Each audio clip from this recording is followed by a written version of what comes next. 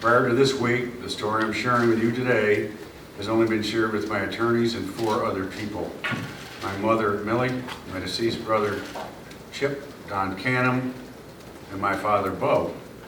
It's a deeply personal and painful story of abuse and betrayal, abuse by a trusted doctor and betrayal of my father and the University of Michigan, which he served.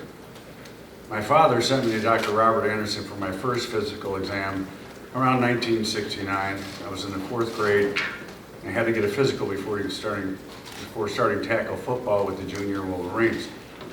Dr. Anderson was the team doctor, so that's where Bo sent me for my exam. As a 10-year-old kid, I didn't really know what to expect, but what Dr. Anderson did made me uncomfortable. He fondled my genitals and conducted an invasive rectal exam with his finger. I told my mom as soon as I got home, as I was uncomfortable and shaken. She was a registered nurse, and after she had heard what Anderson did, she knew something was wrong, and she wanted me to tell my dad in her presence. When Bo got home, I told him what happened, and it did not go well. Bo's temper was legendary, and he lost it. He screamed, "I don't want to hear this. I'm not hearing this." I tried to tell him repeatedly, but my effort earned me a punch in the chest. This was the beginning of the end of the relationship with him. I hoped my father would protect me, but he didn't. My mom didn't give up. She went over Bo's head and asked athletic director Don Canham to come to the house in the following days to hear what occurred. I respected Don Canham and told him what happened to me at the hands of Dr. Anderson. Mr. Canham told my mother, "Okay, I'll handle this, Millie." It was my understanding that Mr. Canham terminated Dr. Anderson. Shortly thereafter, Bo had him reinstated because he needed his team doctor and wanted to ensure Anderson remained part of the Michigan team. In the 10th grade, I needed another football physical, and that meant another trip to Dr. Anderson. This time I was a little older, but still was told to respect doctors. Anderson groped me once again before I stopped him, as it made me feel uncomfortable. The final time I saw Anderson was as a college freshman for another physical exam, as I was just about to start football at Western Michigan. This time, Anderson didn't lay a hand on me. He just signed the paper clearing me to play. Many of the University of Michigan players weren't as fortunate. I trained with them during the summers in the mid-'70s and heard their stories and locker room jokes about Anderson's abuse. We now know, because of survivors coming forward, that Anderson's abuse of players, students for over 30 years was the worst kept secret at the university. I understand the reverence people have for my father, including Jim Harbaugh, but I know the truth. Anderson abused me and countless others over 3 decades. It's clear the culture of abuse at the University of Michigan has not changed and will not change until they acknowledge what happened. Anderson was able to continue this abuse for so long because he was supported by a culture that placed the reputation of the university above the health and safety of the students. That is the culture that made my father a legend and placed his statue in front of Schembechler Hall. It's a culture that he believes, as he did, no man is more important than the team. Dr. Anderson was part of the University of Michigan team. He was part of Bo's team. Therefore, he was more important than any man. It's very clear that Bo and the university always put themselves before any student, athlete, or son just to support the brand. I'm coming forward for my own healing and to help prevent people and institutions from exploiting the trust, power, and authority given to them. I sincerely hope that in some way we'll be protecting others where Bo and the university failed to protect me. Bo promised him that if I attend the University of Michigan and played football, that Bo would be a father to me and look after me like I was family. We were a poor working class family, and my parents were very worried about my future and being able to pay for medical bills. Bo promised my family that he would keep me safe, make sure I got the best medical treatment. We were sold. When Bo left my house, my family and I knew there was no question that I was going to become a Michigan man. I was 17 years old and full of piss and vigor and wanting to become a Michigan man and a Michigan football player. But Bo didn't keep me safe. He broke his promise to me and my family in the fall of 1977. My freshman year, I attended my first mandatory physical with Dr. Anderson. During that physical, Dr. Anderson molested and violated me. He inappropriately caressed my testicles while asking me detailed questions about my sex life. After I tried to answer his questions, he bent over and put his head near my penis and began blowing on it, telling me it's okay to get an erection. He then digitally raped my rectum multiple times. I couldn't believe that Bo and the university would break its promise to protect and take care of me like family.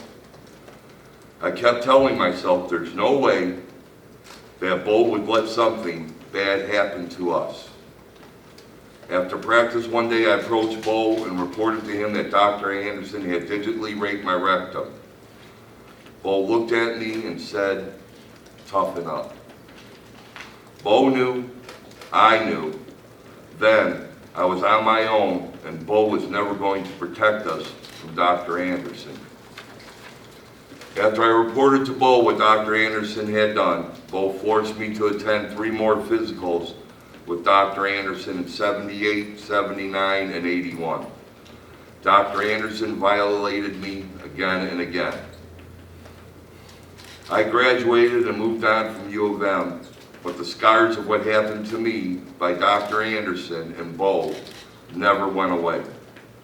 I have avoided doctors ever since that time, jeopardizing my own health, and have found it very hard to have intimate relationships with women. In 1999, I attended a U of M reunion. Bo and Dr. Anderson showed up at the reunion. It was supposed to be a celebration of U of M and its players and all that we accomplished. But when I saw Dr. Anderson, I immediately became sick, just like I had 20 years earlier as a teenager. Here I am, an adult, feeling anxious and sick to my stomach, just like when I used to go into those exam rooms with Dr. Anderson. When it finally came time to say hello to Bo at the reunion, I felt oddly nervous. That's when Bo told me, "Don't be afraid of me. I can't hurt you anymore." Well, Bo's statement couldn't be farther from the truth. Even all these years later, I struggle with pain caused by Dr. Anderson and Bo. Bo knew, everybody knew. It's hard to share this story, but I hope that in doing so, I can bring some peace and justice to some of the other survivors. My name is Giovanni Johnson. I played football at the University of Michigan from 1982 to 86. I was recruited to play football and basketball. When I was recruited by the football coaches, they told my mother that they would take care of me and she would have nothing to worry about while I was at Michigan. The coaches told both of us that I would have the best medical care in the world. Coach Bill McCartney was the coach assigned to recruit me. And when my mother saw the sign in his office that said, "God bless you,"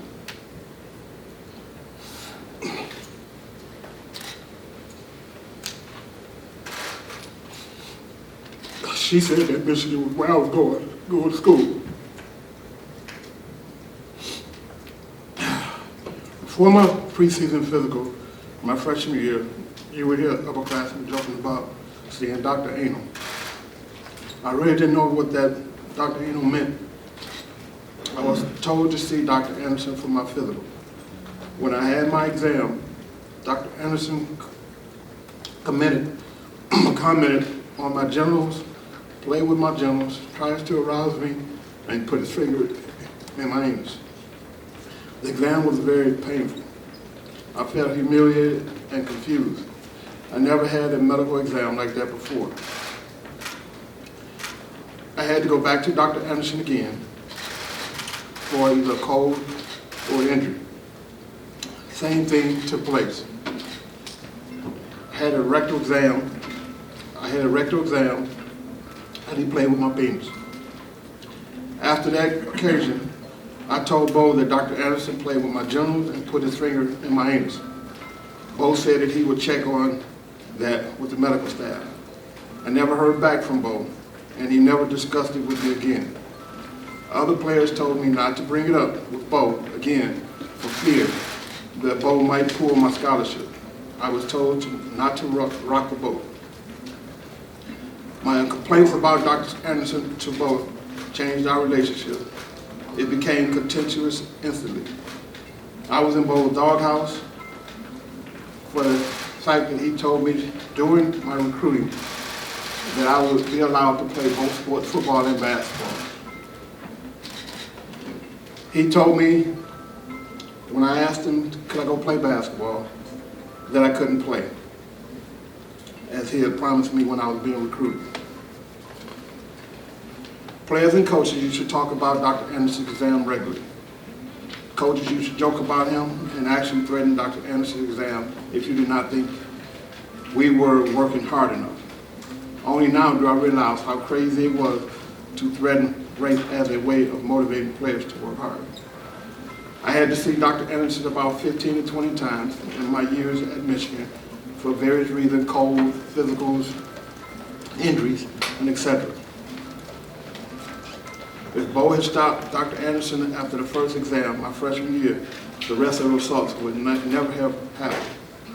If he had stopped Dr. Anderson before 1982, I would not have been victimized at all. Because of my experience at Michigan, I did not trust doctors. I did not trust doctors and have delayed important medical care. Had trust issues, relationship issues, and intimacy issues, and have always been too promiscuous in an effort to prove to myself and to others that I was a man. Because Michigan did not take care of me like they promised my mother, I was molested over and over again by Dr. Anderson. I lost 2 marriages because of the decision that Bo made to keep Dr. Anderson on staff, knowing that he was molested. I am grateful for the chance to tell my story and hope that other people who may be in similar positions know that it's okay to protect yourself from a perverted doctor and the coaches who covered up for him. The reason why I've come forward is that I used to deal with kids, and I was a social worker, and we dealt with kids that was molested. And some of the most heinous things that I've seen reading kids' files was just outrageous. I don't want any other kids to have to go through what those kids went through, myself, my former teammates and Michigan teammates, kids in the future. They shouldn't have to go through this. And hopefully we'll bring light to this situation where it never happens again. Thank you.